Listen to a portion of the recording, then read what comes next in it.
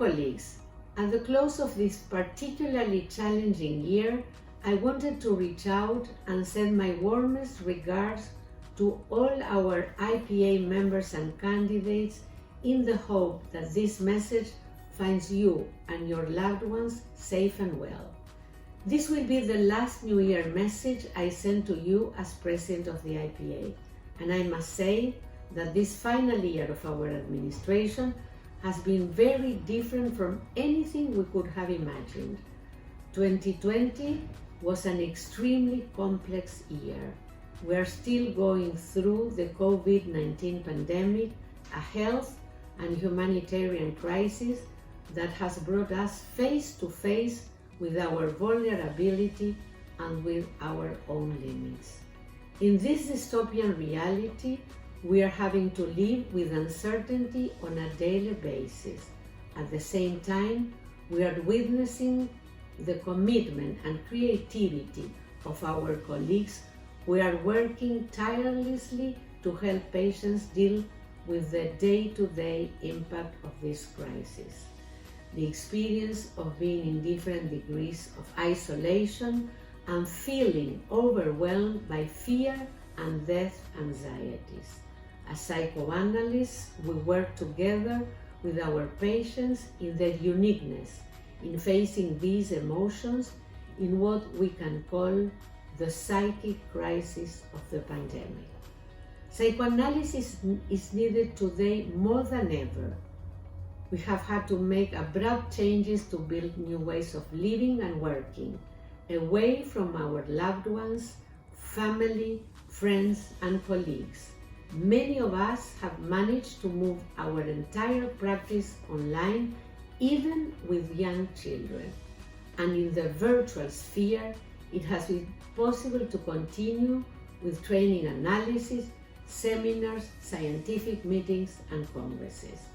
I am convinced that we have learned a lot from our work, and as always, the clinic has given us and will give us a lot of material to think about the impact of the changes and the effects of suffering, as well as how we have adapted the technique to keep treatments going. We have also seen how psychoanalytic knowledge and experience can contribute to work in the community. The program we started under this administration, IPA in the Community, has suddenly become even more vital and relevant.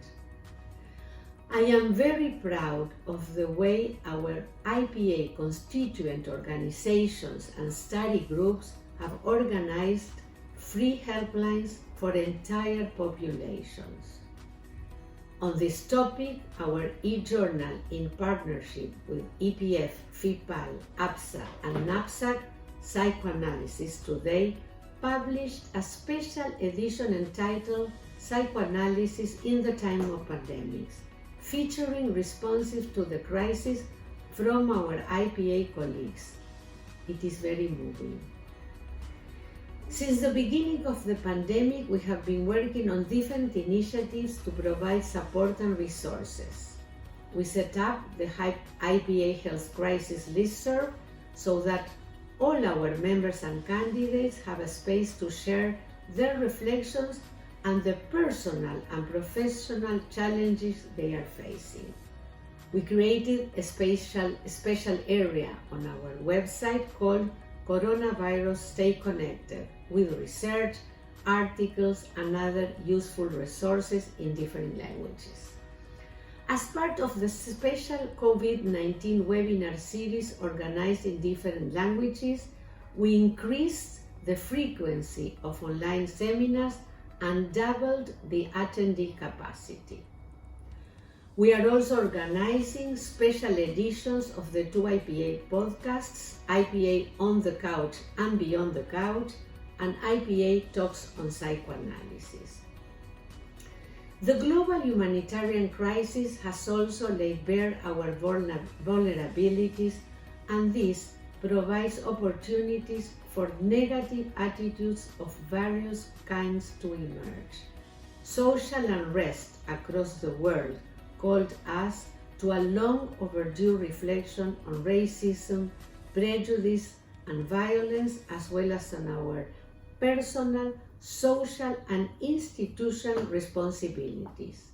For this reason, in 2020, we created a new intercommittee project on prejudice and racism to carry out an in-depth study on these important issues. We need to have faith that we are going to overcome all this and move forward transformed, accepting our differences, more united and in solidarity. The post-pandemic world will not be the same as the one we knew before, just as ourselves will not be the same. Today, more than ever, it is comforting to know that we belong to the international community of the IPA, standing united and staying close to one another, even from a distance. Training new analysts is one of the most important responsibilities of the IPA. This is why we decided to temporarily suspend until further notice the requirement that IPA component societies must consult the Education Committee in order to make use of remote training analysis and supervision. With this in mind, we formed a task force on remote analysis in training to study this relevant topic from a psychoanalytic perspective and to review the IPA's current regulations on remote training. We were forced to postpone the 2020 Asia Pacific Conference planned for Sydney to 2024, while the 2022 Asia Pacific Conference that will take place in India is already being planned. We are also continuing to work with great enthusiasm on planning our 52nd IPA Congress, The Infantile, Its Multiple Dimensions. As you know, since Sergio Nick and I took office in 2017, one of the main objectives of our administration has been to give IPA psychoanalysis the place it deserves. The IPA and the community committees intensified their work, and we had the opportunity to see many of our members' projects at the first IPA in the Community Congress, Psychoanalysis Beyond the Couch, a series of 4 free mini-seminars open to the public. The first 2 were in English and Spanish, and the next 2 will be in French and German. Once again, this year we launched a call for the IPA in the Community Awards with an additional award category for projects on COVID-19. I am very happy to share some good news with you. After a long process involving the dedicated work of the China Committee, the International New Group Committee, and the IPA direct members in China, I am pleased to announce that the pre-study group has received authorization from the Chinese government to create a non-government organization in China. This is one of the final steps in the process of becoming an IPA study group. The ING hopes to be able to recommend them from study group status in the near future.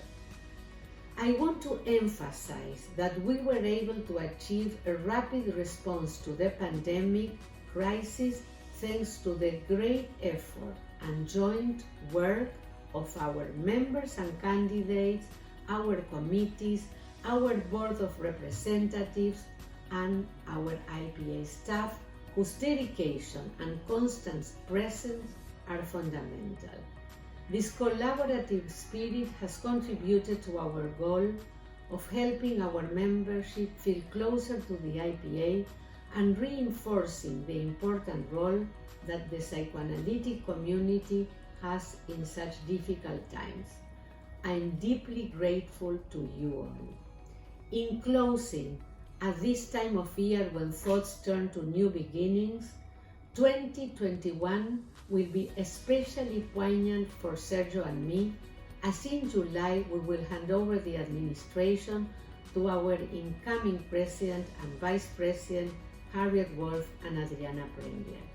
We are already working fruitfully together, also with our treasurer, Enkiang Dalewit, to ensure a smooth transition.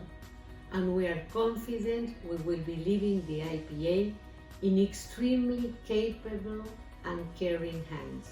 There is still a lot of work to be done, and we will continue to keep you updated via our IPA newsletter. Finally, speaking of new beginnings, the promising news that we are getting closer to having a COVID-19 vaccine gives us renewed hopes that we will meet again in the not too distant future. My warmest wishes to you all.